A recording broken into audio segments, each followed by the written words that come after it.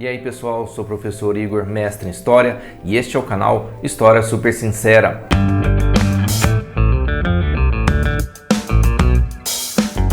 No vídeo de hoje vamos apresentar aí, ou melhor, vamos ler a apresentação da obra magnânima, estupenda, incrível, eu poderia falar aqui vários adjetivos para Didascalicon. Pois é, Didascalicon, sobre a arte de ler, de Hugo de São Vítor. Vamos entender aí um pouquinho do que essa obra, que é maravilhosa para o estudo da filosofia na Baixa Idade Média. Eu vou ler aqui com vocês a apresentação e no próximo vídeo nós vamos fazer a leitura do prefácio do próprio Hugo de São Vítor sobre esta obra Didascalicon, ok? E aí serve como incentivo para que você possa estudar filosofia a partir desta obra, que é assim um prolegômeno, né, dos estudos mais aprofundados deste amor à sabedoria, deste amor, filia pela sabedoria, que é o próprio significado, o próprio sentido aí da filosofia. Não é simplesmente a amizade, como às vezes a gente vê falar na escola, né? Filo, amigo, sofia, sabedoria. Então, filosofia, amizade pela sabedoria. É uma amizade que é uma amizade de amor, de busca, de aprofundamento, de uma amizade que é construída e que vai se construindo com cada vez mais intensidade e se tornando uma intimidade. E aí o filósofo, aquele que estuda a filosofia, aquele que vai buscando o entendimento da verdade, das coisas, ele vai se tornando cada vez mais amigo, um amigo amante desta sabedoria. É um pouco disso que Didascalicon vai trazer, mas é isso e muito mais. Então vamos conferir aqui na apresentação. Aproveite aí o momento, já se inscreva em nosso canal, curte aí esse vídeo, assista. É um canal com bastante variedade, nós falamos aqui de vários temas bem ecléticos e dentro da área de história, de humanas, polêmicas, livros, ok? Então curte aí, compartilha, se liga no nosso canal História Super Sincera. Vamos à leitura da apresentação. Tô fazendo a leitura aqui hoje pelo Kindle, tá? Não tô com o livro físico da Didascalicon em mãos, mas eu tenho ele então no formato digital no Amazon Kindle, ok? Então vamos à apresentação. O que aqui se oferece ao leitor é uma obra rica e profunda, que por muito tempo constituiu um dos pilares da educação cristã, mas que depois acabou por ser totalmente esquecida. Por esta razão, não podemos simplesmente jogá-la em seu colo sem fazer-lhe a advertência de que este livreto, aparentemente obsoleto, é na verdade um grande tesouro. Nós, aqui no Brasil, eu percebo muito isso, as pessoas têm um desprezo por aquilo que é antigo, né? Muita gente despreza, por exemplo, um livro, um filme, uma música, por achar que ela é antiga, que ela é ultrapassada, né? Só o que é novo que é bom, só o que é moderno que é bom, o que está lá atrás por si só já é ruim por estar lá atrás. Isso nada mais é do que um preconceito. Então há, claro, coisas boas na modernidade, na atualidade, mas também há coisas boas no passado. Nós não podemos fazer julgamentos sem conhecer. O propósito desta apresentação e também das notas de rodapé ao longo do livro é propiciar uma absorção mais consciente de seus ensinamentos tão fundamentais, enquadrando-os num panorama mais abrangente da pedagogia vitorina, de modo que os frutos colhidos dessa leitura possam ser mais saborosos e nutritivos. A começar pelo autor da obra, podemos afirmar que, se é pouco conhecido o seu nome, e você já ouviu falar de Hugo de São Vítor, coloca aí nos comentários, né? Não, nunca vi falar, ou já ouvi, conheço, etc. Menos ainda são sua vida e sua relevância na história da igreja e da educação. Já considerado por muitos um dos expoentes da educação não só cristã, mas ocidental, e um dos maiores teólogos da história, ao lado de Santo Agostinho e São Tomás de Aquino, Hugo de São Vítor reúne em si harmonicamente todas as principais potências que um bom cristão pode almejar, como descreve São Boaventura. De onde, aí aspas, né, para São Boaventura, de onde se deduz que todas as Sagradas Escrituras ensinam essas três coisas: a geração eterna e a encarnação temporal de Cristo, a forma do viver e a união da alma com Deus, ou a fé, os costumes e o fim de ambos. Sobre a primeira dessas coisas, devemos exercitar-nos com afinco no estudo dos doutores, sobre a segunda, no estudo dos pregadores, sobre a terceira, no estudo das almas contemplativas. Santo Agostinho ensina de preferência a primeira, São Gregório a segunda, São Dionísio Areopagita a terceira. Santo Anselmo segue a Santo Agostinho, São Bernardo segue São Gregório, Ricardo de São Vítor segue São Dionísio Areopagita. Porque Santo Anselmo se distingue no raciocínio, São Bernardo na pregação e Ricardo de São Vítor na contemplação, mas Hugo de São Vítor se sobressai nas três. Olha essa análise. Qual foi então, fechando aspas, voltando aqui à apresentação do livro, qual foi então a causa do esquecimento de tão grande doutor? No que concerne à sua obra teológica, o motivo parece claro. Hugo de São Vítor, calcado numa longa tradição de comentadores, estudiosos da Sagrada Escritura, realiza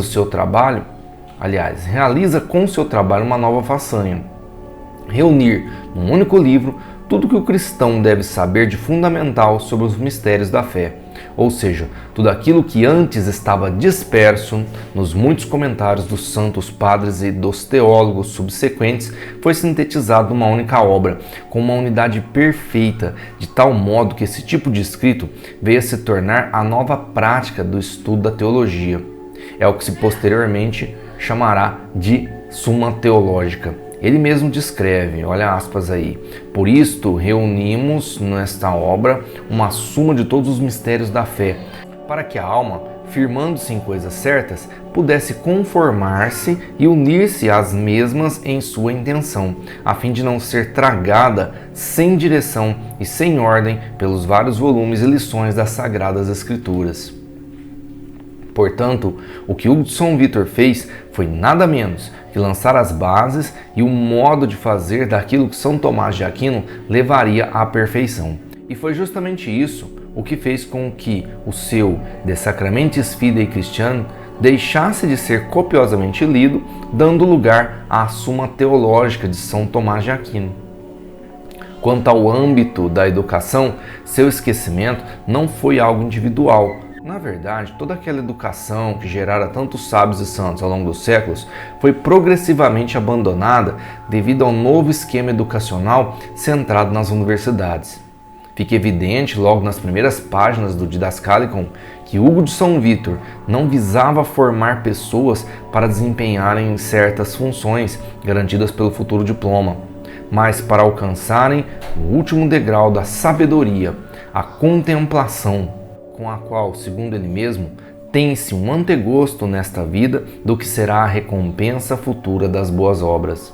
Ele visava a uma formação integral que proporcionasse uma união cada vez mais profunda com o próprio Deus, ou seja, algo que não teria fim aqui nesta vida e nem mesmo no céu, o exato oposto de uma formação que visa a conclusão do curso. De um ponto de vista mais geral, Hugo de São Vítor foi esquecido junto com muitos outros, ao passo que a tradição cristã foi perdendo vigência na Europa, dando lugar aos modismos cada vez mais passageiros da modernidade. Afinal, qual é a origem deste homem e o que ele fez? Hugo de São Vítor nasceu na Saxônia em 1096 em uma família profundamente religiosa. Influenciado desde cedo pelo seu tio Reinardo, que era bispo e mantinha uma relação muito próxima com o mosteiro de São Vítor, localizado nos arredores de Paris, Hugo convenceu um tio-avô seu, de mesmo nome também, Hugo, a irem até lá e entregarem suas vidas unicamente a Deus, tornando-se religiosos daquele recente, mas já famoso mosteiro. A fundação do mosteiro de São Vítor está diretamente ligada à fama, primeiro, porque o seu fundador quis fugir dela, e segundo, porque ele não conseguiu. Guilherme de Champeaux fez seus estudos na escola anexa à Catedral de Notre-Dame, em Paris, e ali mesmo continuou sua trajetória, tornando-se padre, bispo e o mais célebre professor da mais célebre escola do início do século XII.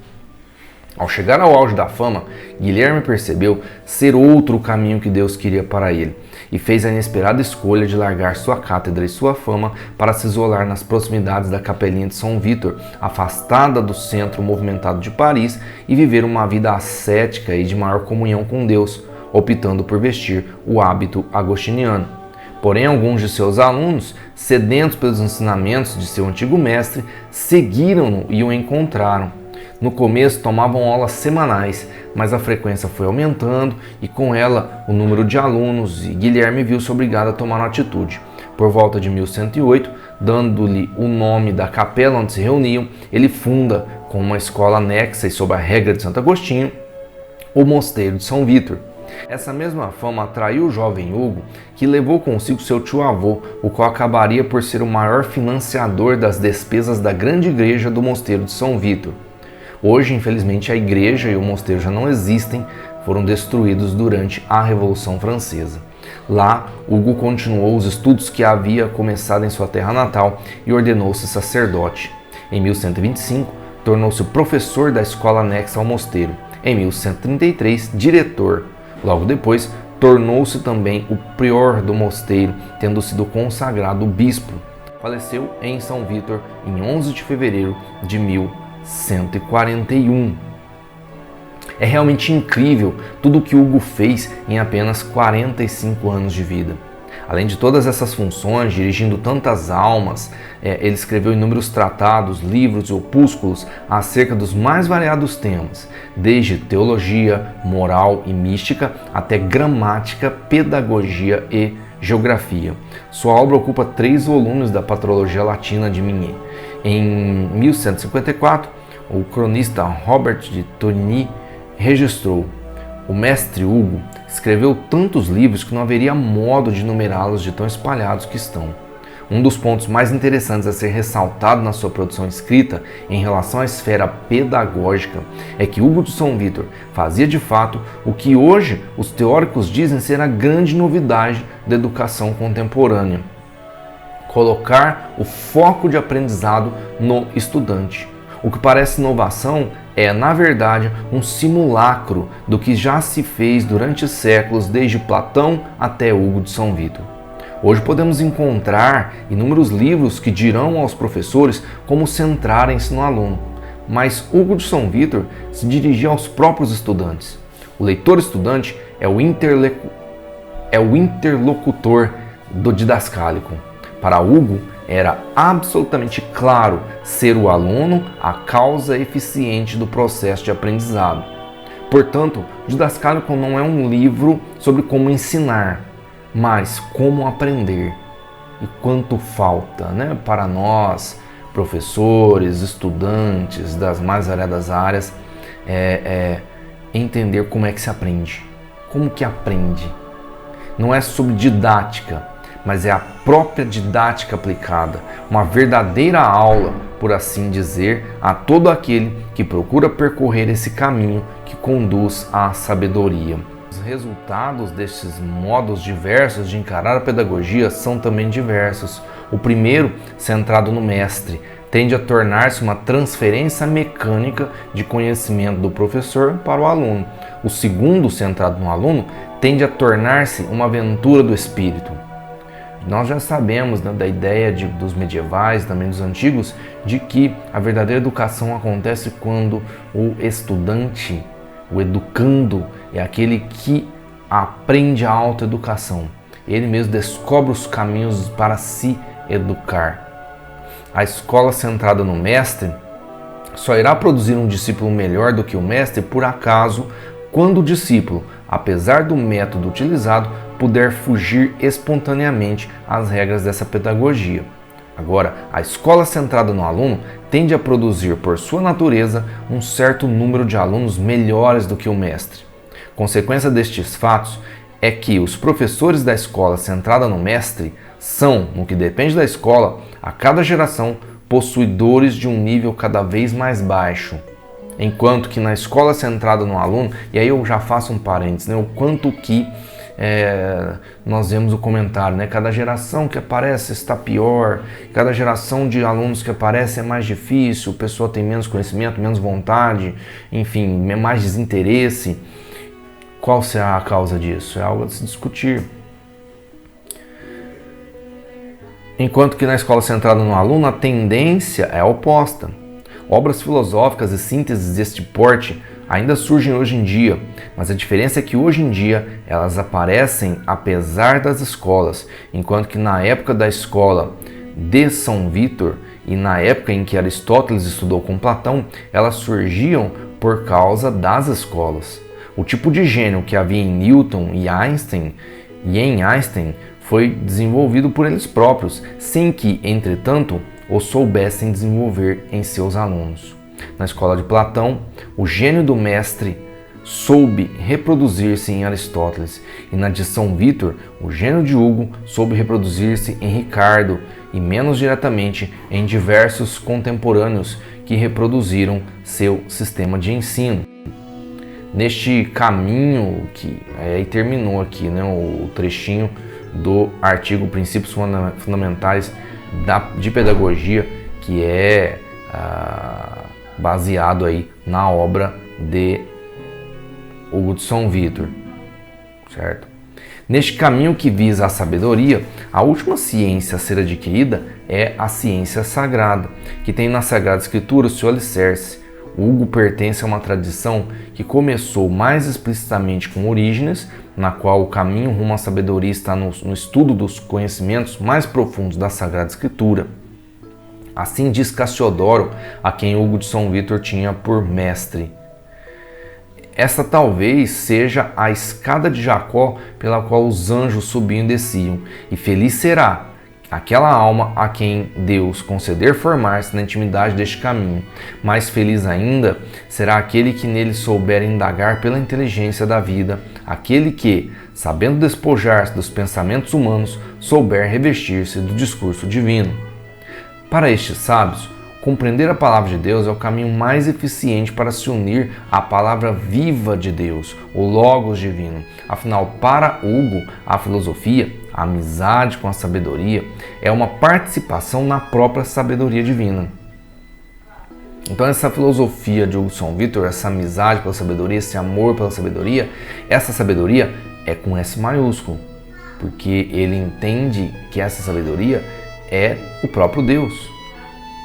E elas não são duas coisas distintas, mas a mesma inteligência que está no ser de todas as coisas, não sendo contidas por elas, mas contendo-as todas.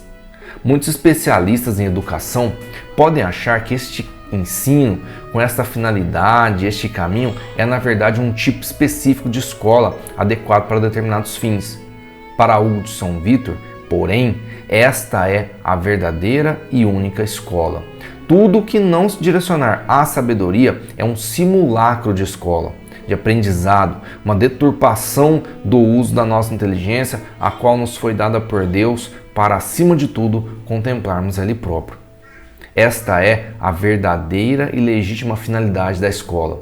São as outras escolas, não esta, que representam um verdadeiro desvio, ou melhor, que representam um desvio do verdadeiro ideal do ensino.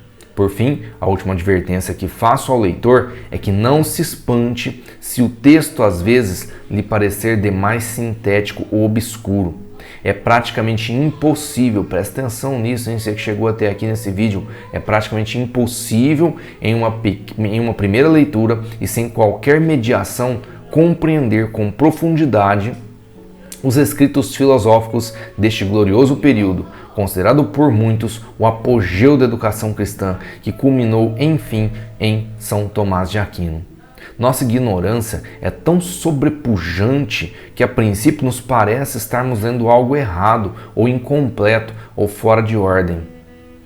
Hoje em dia estamos todos, de modo geral, acostumados a uma linguagem rasa e unívoca, que pouco expressa além de nossos sentimentos e desejos mais momentâneos. A gente sabe o quanto que a nossa linguagem tem estado pobre, o quanto que os nossos jovens principalmente não têm contato com textos ricos, o tanto que eles fogem dos clássicos, não só os jovens, né, mas os adultos, pessoas formadas, gente com nível universitário que nunca tiveram contato com os clássicos da literatura mundial, não só dos clássicos da literatura brasileira, mas da própria literatura mundial. E aí qualquer coisinha mais difícil que a pessoa pega para ler, pega para estudar, ela já não dá conta, porque ela não tem a linguagem formada no seu auge, ela não tem o seu imaginário formado para que se possa desenvolver uma facilidade maior no entendimento e interpretação de textos mais complexos dentro da filosofia ou de qualquer outra área, como que o próprio autor aqui dessa apresentação vai dizer. Nós estamos acostumados a uma linguagem rasa, o que nos torna também rasos. Quando nos deparamos com uma obra de tamanha densidade, sem esquecer, olha esse detalhe, sem esquecer de que ela era voltada para os iniciantes nos estudos, não sabemos sequer por qual caminho seguir a fim de apreender esta luz que brilha para nós como se tivéssemos acabado de sair da escuridão. Sentimos falta de explicações detalhadas, de exemplos abundantes de clareza nos termos, mas a clareza que buscava Hugo de São Vítor e seus pares não estava focada nas palavras. Mas